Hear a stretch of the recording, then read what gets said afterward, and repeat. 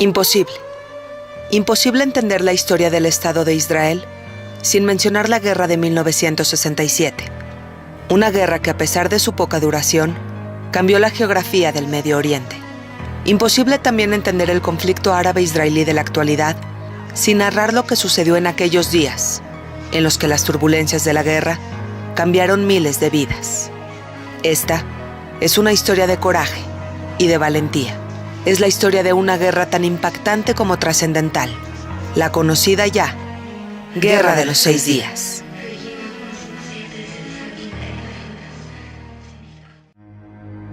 Mayo, 1967. El portavoz y presidente de la Asamblea Nacional de Egipto, Anwar al-Sadat, llega al Cairo para informar a Gamal Abdel Nasser, entonces presidente de Egipto, que el Estado de Israel tiene planes para atacar a Siria. La información es confiable, pues además de que viene de parte de la inteligencia soviética, la tensión entre Israel y Siria es realmente amenazante.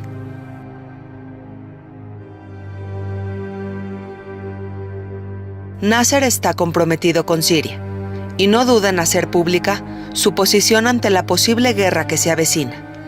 Inmediatamente después de estas declaraciones, el mundo árabe se reúne y enardece.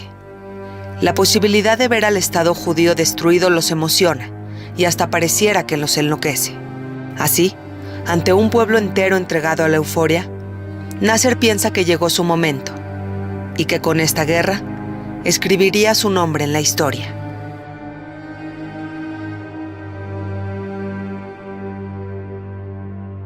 Mientras tanto, Levi Eshkol, primer ministro de Israel, se encuentra en las celebraciones oficiales del Día de la Independencia. A 19 años de su nacimiento, el Estado de Israel vive y festeja un constante crecimiento. Pero de pronto, en medio del festejo, un informe especial llega para el primer ministro de Israel. El mensaje es urgente y claro: el ejército egipcio se está movilizando. Levi Eshkol mantiene la calma. Lo menos que quiere hacer es alterar a la gente o tomar decisiones precipitadas.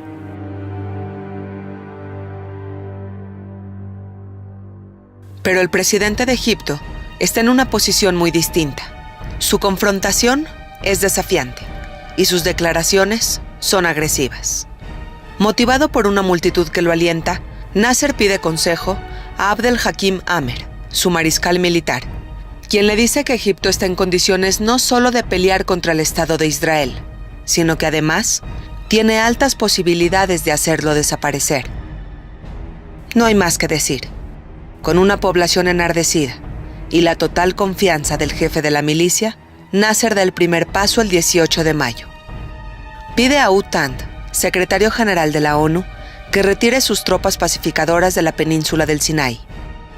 Esas tropas están ahí desde que finalizó la guerra de 1956, y su objetivo es cuidar la frontera entre Israel y Egipto, previniendo que se desate cualquier tipo de conflicto.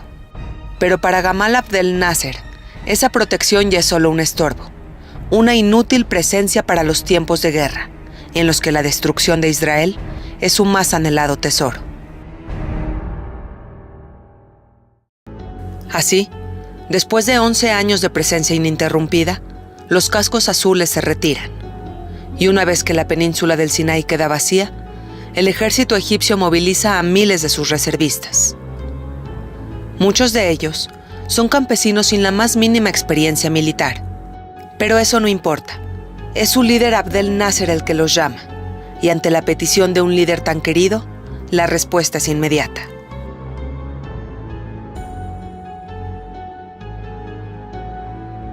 Cuando 1000 tanques y 100,000 soldados desfilan en el Cairo, el pueblo árabe entero se llena de emoción. Sienten que tienen la capacidad de destruir al Estado judío.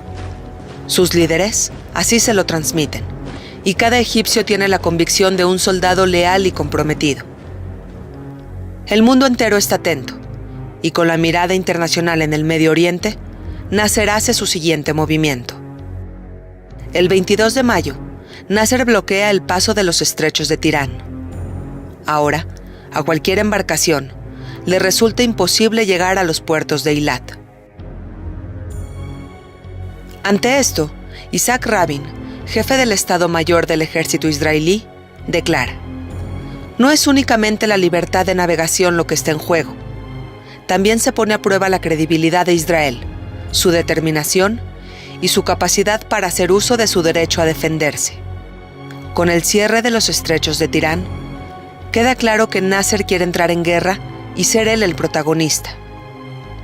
Lo único que se espera es el momento de la explosión, pues la mecha ya está encendida. Los ejércitos de ambos lados están preparados y la comunidad internacional se dedica a observar quién tomará la iniciativa. La radio árabe se convierte en un personaje importante, pues se da la tarea de alentar a la población para la guerra. En ciertas ocasiones, se podían escuchar en la estación más popular del Cairo declaraciones en hebreo. נשמיד אתכם, נשרוף אתכם, נשחק אתכם עד דק. Eran amenazas de muerte para los judíos, amenazas en su propio idioma, para que no queden dudas de todo lo dicho.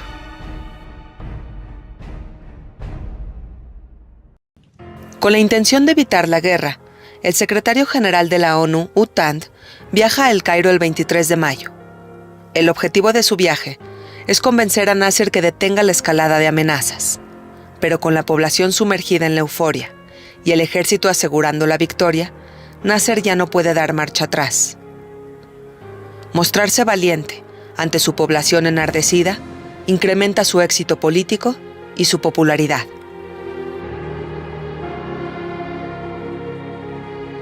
What's now going to happen, Mr. President? Do you think the Israelis are going to attack the Arabs? Well, we are waiting for them. We left for them the initiative completely. We are waiting for them. El 30 de mayo llega a Egipto el rey Hussein de Jordania, y con esta visita, los líderes de Egipto y Jordania oficializan su alianza. Personalmente, el rey Hussein expresó días antes que entrar en guerra con Israel sería un tremendo error. Pero al igual que Nasser, los compromisos políticos y la presión de la población hacen que se sume al proyecto de la nueva guerra que está en puerta. Con esta nueva alianza entre Jordania y Egipto, Irak se suma al conflicto y moviliza sus tropas hacia Jordania para poder atacar al Estado judío. Ya son 4 países con un mismo objetivo.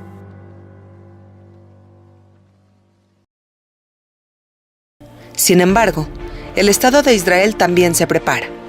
Jóvenes judíos llegan de otros países para unirse a las filas del ejército israelí, mostrando una conmovedora solidaridad. Going there because I feel, the need to go there at this particular time. What are you going to do when you get out there? Whatever they ask me to do. I feel that I identify strongly with Israel, and I feel that they need me perhaps now more than they will next year. Pero ver a jóvenes extranjeros llegar no es el único escenario estremecedor. Algunas personas cavan refugios y trincheras. Otras tantas donan sangre para que los hospitales tengan reservas de plaquetas extras. Es un país en movimiento. Un país que se niega a ser destruido por más odio que sientan sus enemigos. Los reservistas israelíes también son llamados. Y en pocos días, el ejército del Estado de Israel queda completamente preparado.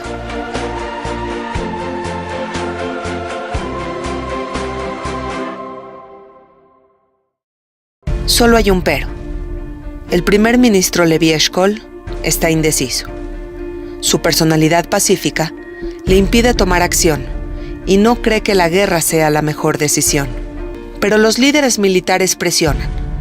Isaac Rabin, jefe del Estado Mayor, y Aaron Yarid, director de la inteligencia, temen que Egipto dé el golpe inicial y con esto gane una ventaja definitiva y letal. Eshkol es cada vez más criticado. La prensa lo ridiculiza diciendo que la guerra está llegando mientras él sigue dormido. Con protestas y manifestaciones, la población israelí pide que sea destituido. Finalmente, Eshkol deja su cargo de ministro de Defensa y el 1 de junio Moshe Dayan toma su lugar. Ya no hay impedimentos. Ahora, el Estado de Israel está listo para responder. I should think that just now it's well, let's put it like that. It's too late and too early. Too late to react right away on the blockading of the state of Eilat, and too early to draw any conclusion of the diplomatic management or way of handling the matter. Después de que Egipto quitó a las tropas pacificadoras de la península del Sinaí, después de que movilizó a su ejército y cerró los estrechos de Tirán, después de que Nasser alardeara públicamente que la destrucción de Israel se avecinaba, ahora, ese pequeño estado judío estaba a punto de dar su respuesta a tantas amenazas. Pero antes de empezar, hace una última jugada. Manda a sus tropas a disfrutar a la playa. Los soldados de las fuerzas de defensa israelí son fotografiados asoleándose, nadando, descansando. Un camuflaje perfecto y completamente planeado. Pues con estos días de descanso, a los países árabes les queda claro que el ejército israelí no se está preparando. El 5 de junio de 1967, en lo que parece un domingo cualquiera, se desata la guerra.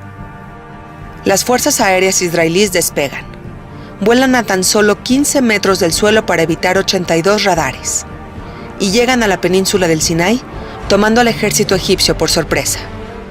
Son las 7:50 de la mañana. Cientos de pilotos y soldados del ejército de Egipto están desayunando en sus bases militares, cuando de pronto escuchan fuertes estallidos. Salen de los comedores y descubren la devastadora realidad. La guerra ya inició, tomando a los egipcios completamente desprevenidos. Aviones de la fuerza israelí lanzan bombas a las pistas de despegue y aterrizaje para evitar un contraataque. Y segundos después, los aviones egipcios son destruidos. Es así como en menos de 3 horas, 280 aviones que esperaban el inicio de la guerra son bombardeados sin ni siquiera haber despegado. Ahora, el Estado de Israel seguía teniendo países vecinos como enemigos, solo que a diferencia de antes, estos países ya no contaban con aviones militares que tuvieran planes destructivos hacia el Estado judío.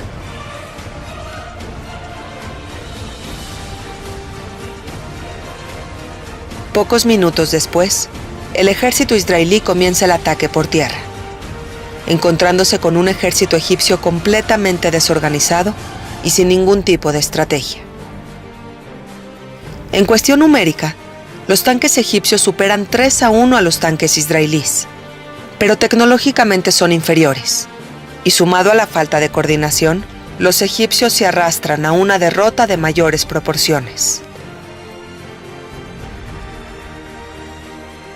Para el ejército del Estado de Israel, todo procede según lo estipulado, mientras que para los egipcios, la península del Sinaí es un trágico escenario de caos. Pese a la devastadora derrota, la milicia egipcia envía a la radio comunicados de victoria. Estas noticias emocionan al pueblo árabe entero.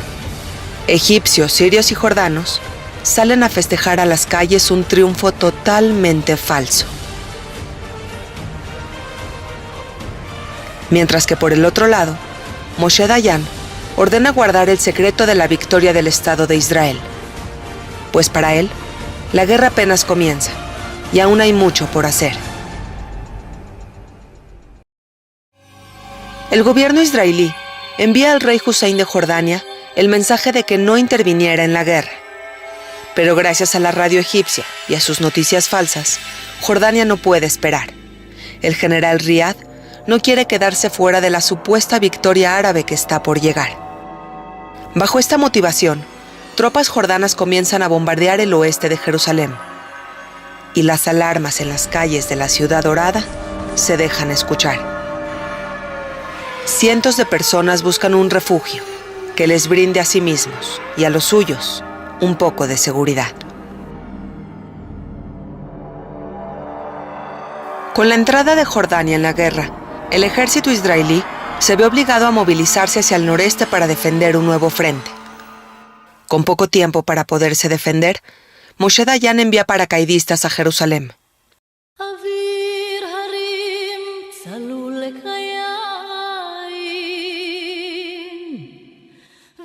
Una sangrienta batalla se lleva a cabo en las calles de la ciudad dorada, hasta que finalmente el ejército jordano retrocede. La intervención de Jordania en la guerra deja importantes consecuencias, pues le da al ejército israelí la oportunidad de conquistar ciudades como Jericó, Nablus, Judea, Samaria y Hebrón. Ahora, el ejército israelí pone la mirada en su ciudad ancestral. No tienen la más mínima intención de dar marcha atrás. Es así como los soldados israelíes entran en la ciudad vieja. Reconquistar Jerusalén no se trata de ganar un pedazo de tierra, sino de volver a poseer esa ciudad santa en donde gobernaron los reyes de las escrituras sagradas. Es Jerusalén, y la Biblia hebrea habla de ella cientos de veces. Es Jerusalén, la capital que fundó el rey David, y donde se construyó el templo durante el reinado del rey Salomón. Es la parte más importante de lo que alguna vez se llamó Judea. Es historia y es religión.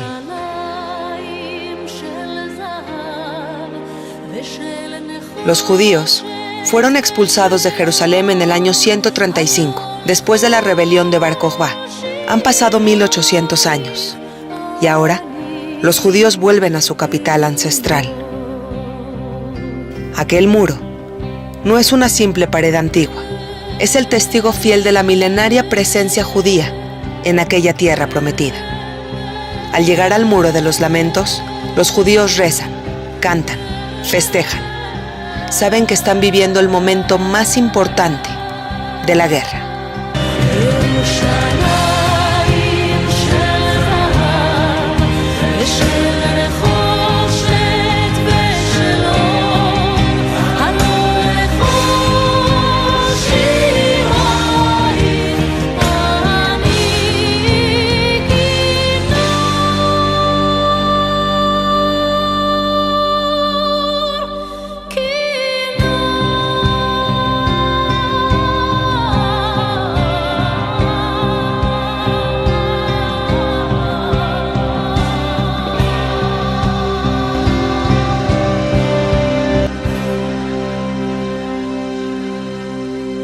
No hay más tiempo para festejar.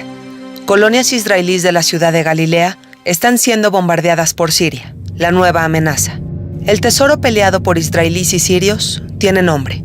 Son los Altos del Golán, una meseta que los israelíes necesitan tener bajo su poder, pues los sirios han utilizado los Altos del Golán como plataforma perfecta para lanzar misiles a las ciudades del norte de Israel. Es un sitio que representa una amenaza constante y que el ejército israelí necesita resolver.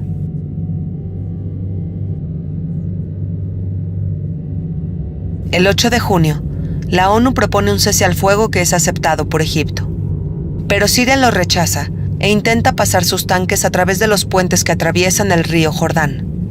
Pero las débiles estructuras no soportan el peso y los tanques sirios se hunden provocando una gran pérdida de artillería militar. Finalmente, y con la motivación destrozada, la noche del 9 de junio, el ejército sirio comienza su retirada. Es así como el ejército israelí logra apoderarse de los Altos del Golán, y con este hecho, las ciudades del norte de Israel garantizan su seguridad.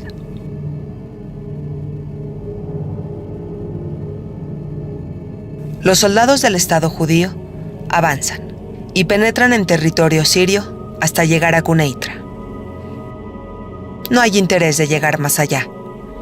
La comunidad internacional presiona insistentemente y el ejército israelí finalmente accede. La guerra se termina.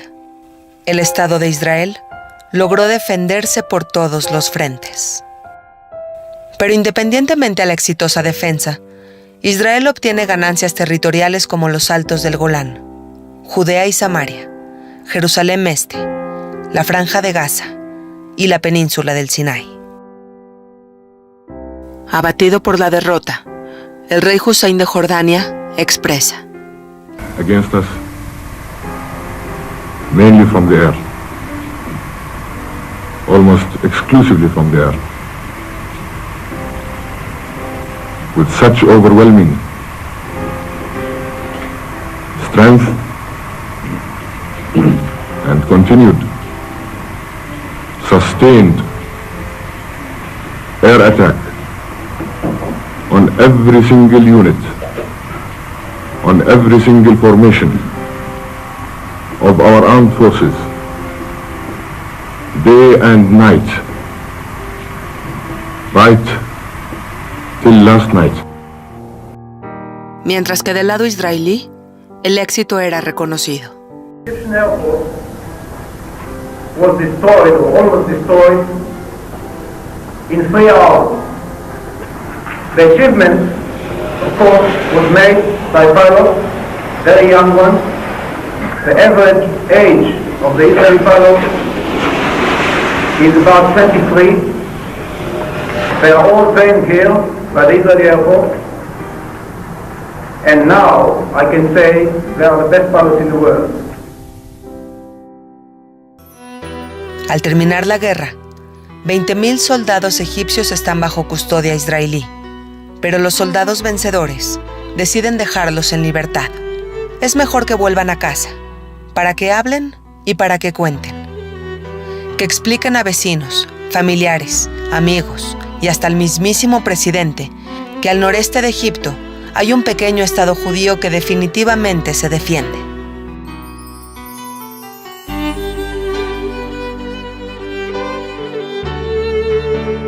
La guerra había terminado, pero sin duda, sus personajes principales serían recordados.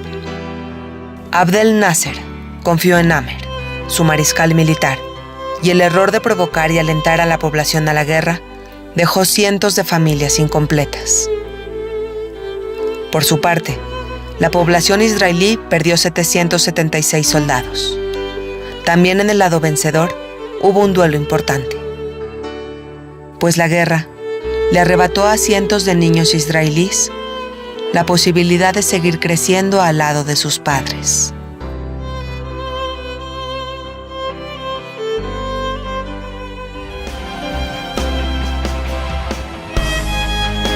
Es la guerra de 1967, una guerra en la que voces que alardeaban fueron calladas sorpresiva y fulminantemente.